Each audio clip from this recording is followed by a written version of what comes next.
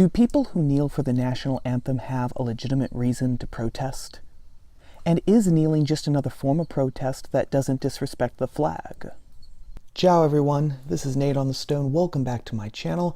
Those are the questions we're going to be looking at this time around. And remember that if you like videos of cultural, political, and religious commentary from a different point of view, then subscribe to my channel and ring that bell for notifications. Fall is officially here now, which means that baseball season is out and football season is in. And they're off. Nietzsche and Hegel there. Carl Jasper's number 7 on the outside. Wittgenstein there with him. There's Beckenbauer. Schelling's in there. Heidegger covering. Schopenhauer. And now it's the Greeks. Epicurus. Plotinus number 6.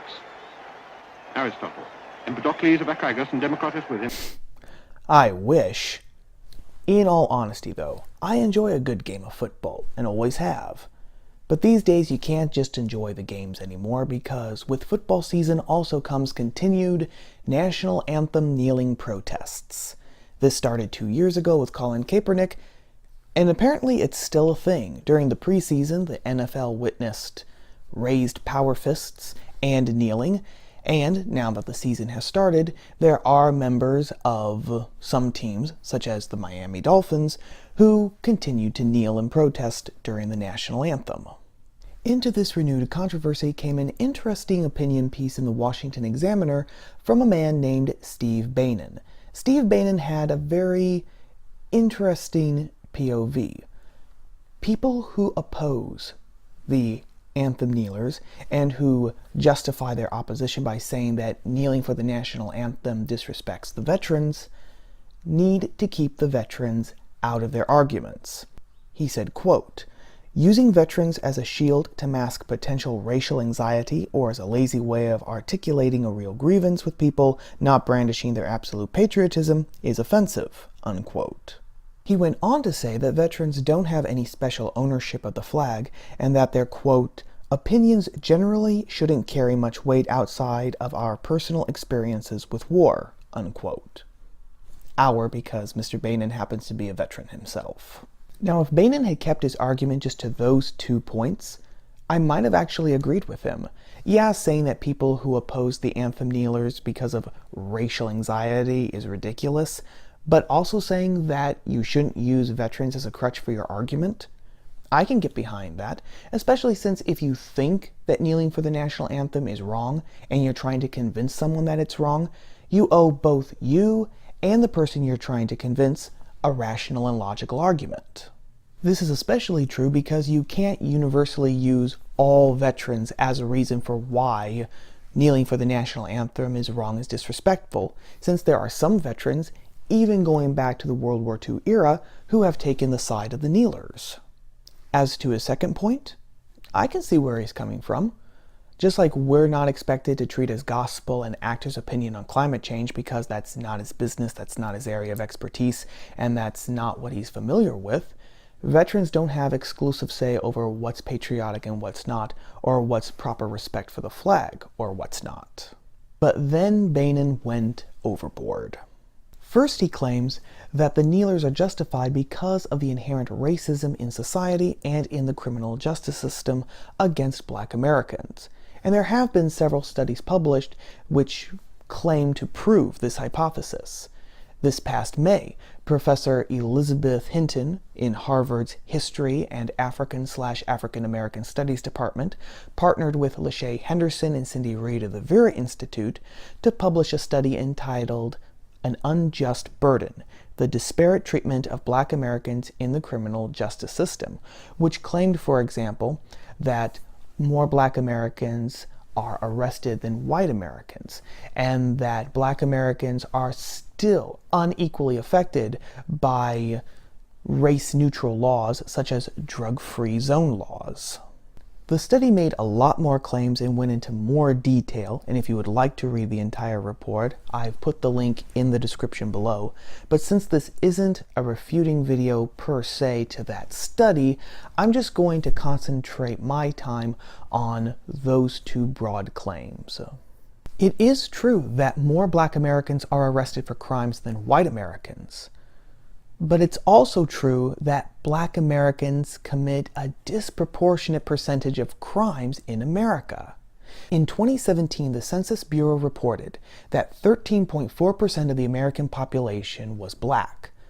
But that 13.4% was responsible for 54.6% of murders and non-negligent manslaughters. It was responsible for 29.1% of rapes, 54.5% of robberies, and 33.3% of aggravated assaults.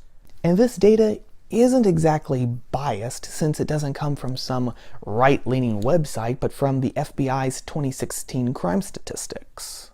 Now, the Vera Institute did kind of acknowledge this data because they blamed the legacy of slavery and racism for this imbalance, which might be a viable hypothesis, except it doesn't explain why in the 1940s and the 1950s, when Jim Crow and racism were actually the norm of the day, why the crime rate among Black Americans was lower than it is today. So why did crime start rising among Black Americans and in the Black American community? Well, as impolite as it is to mention it today, one factor that changed after 1967 was the rise in fatherlessness in Black families. In 1950, 78% of Black families consisted of mom and dad who were married and their kids. But after 1967, after Lyndon B. Johnson's War on Poverty began, that number started declining steeply. By 1979, so in the span of 29 years, the percentage of intact Black families had gone down from 78% to 59%. And the percentage of poor Blacks who were living in single mother homes had risen from 30% to 70%. And the numbers aren't that much better today. In 2016, the Census Bureau reported that 66% of Black Americans live in fatherless homes. And the adverse effects of fatherlessness have been well documented. Children who are raised without fathers are more likely to start drugs. They're more likely to drop out of high school. They're less likely to hold on to a job. They're more likely to become sexually active at a younger age. All these things that can very really potentially lead to crime. So for example, when the Vera Institute study says that even racially neutral laws today, like drug zone laws, disproportionately affect Blacks than whites, that's not because of the racism in the system. There are more schools clustered in the center of urban settings than on the outskirts, and more poor Blacks live in the center of those urban areas because the housing is cheaper. Why are they poorer? Because most of them don't have fathers at homes. Why do they turn to crime and to drugs? Because they don't have fathers at home. The real problem isn't systematic racism in society or in the criminal justice system. The real problem is fatherlessness.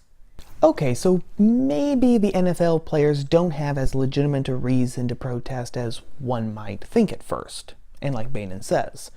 But what about his second implication, that real patriotic Americans who want to fight big government should be on the side of the kneelers because there's nothing more big government-y than a government telling people that they have to stand before its flag before the playing of a national anthem? The question really boils down to this: is kneeling to the flag disrespectful, regardless whether the government says so or not? And the answer is yes. Standing is a sign of respect. Why this is exactly is probably lost to history. When I was researching the question, I found different answers. Some people traced standing equals respect back to the Old Testament. Some people traced it back to monarchies, where people were required to stand at attention when the monarch or the ruler entered the room. Some people traced it back to evolutionary biology, arguing that weaker individuals in a tribe or species lower down on the totem pole would stand at attention and be ready to serve the more powerful and dominant members of the tribe or species. And some people just said that it showed respect because standing requires more energy than sitting, and so it displays more effort on our part. But whatever the case, we all know and we all understand that standing is a sign of respect. We stand, for example, when we're introduced to someone for the first time. We stand when a judge enters a courtroom and we happen to be in it. Kneeling, on the other hand, isn't a sign of respect per se. It's a sign of submission. And I know there are people who say that, well, you kneel before God, so why can't you kneel before the flag? But that argument only works if you are honestly going to equate the country with God, or put the country on the same level as God. And if you're going to do that, why would you protest something that is theoretically so omnipotent that it could destroy you? And if you even have to protest the country because it is so inherently unjust, can it even really be called God or be equated with God in the first place? So kneeling before the flag doesn't really make sense on its own logic, and it's not respectful. But why should we respect the flag in the first place then? I bought this flag a year ago at an antique mall. It's an antique because it's a 48 star flag, not that you can see it, but it's also hand sewn, which is kind of rare today. And whenever I look at this flag or hold it, I think of my grandfathers who fought in Korea and World War II respectfully. I think of my great-grandfather who immigrated from Sicily in 1912 and who 5 years later turned right around and went back to Europe with the U.S. Army to fight in World War I. But beyond those personal and family stories, I see this flag as an emblem, not just of all the people who have fought and died for the country, but of all the people who came before me, the people, the land, and the ideas and the principles that made up America back to the beginning in 1776. I mean, that's what I've always thought that the blue field and the stars represent. All of the ideals and principles that went into the founding of the country. Equality before the law, life, liberty, and the pursuit of happiness, government of, by, and for the people, ordered liberty, and all that good stuff. But, like with every ideal, everywhere, anytime, well, they're not always reached. People stumble. People fail to live up to expectations. People fail to live up to a promise. And that's what I've always thought that the red stripes represent. Red like blood, red like suffering. The suffering of Americans who were held in slavery before the Civil War. The suffering of American Indians who were pushed off their land by westward expansion and sometimes by acts of our own government. The religious prejudice that was faced by Catholic immigrants in the 19th century, and to Mormons as well. But the white stripes stand for the times when those ideals were held up, when they were accomplished. Whether we're talking about the revolution itself, whether we're talking about the preservation of the country and the abolition of slavery with the Civil War, whether we're talking about the defense of freedom in World War II, whether we're talking about the works of brave Americans like Frederick Douglass or Susan B. Anthony or Martin Luther King Jr., all the times that those ideals were fought for, defended, and sacrificed for, and all the times that those principles won, either in America itself or outside of it. That's what the white represents. So this flag isn't just a piece of cloth. It's an emblem not just of our country, but of our story as Americans.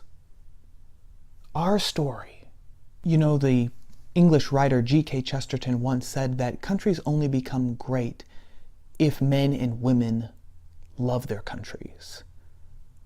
So instead of disrespecting our flag, whether intentionally or not, let's love her. And if there are injustices going on, if ideals aren't being lived up to, then let's fight to change that, not out of hatred, but out of love. Genuine love. That's the only way that America will be great for everyone. But what say you? Should we respect the flag as the emblem of our country and of our story and of the principles and ideals that we have regardless of what's actually happening in the country? Or are any means to bring attention and to fight injustices called for, even if that means disrespecting the flag? As always, let me know what you all think down in the comments below. Well, that's all for right now, gang. Remember that if you like this video, whether you agree with me or not, then don't forget to subscribe to my channel and ring that bell for notifications, because I post new videos like this every Tuesday, and you won't want to miss a single one. As always, thanks again for watching, and I will see you all again here next week on Top of the Stone. Ciao.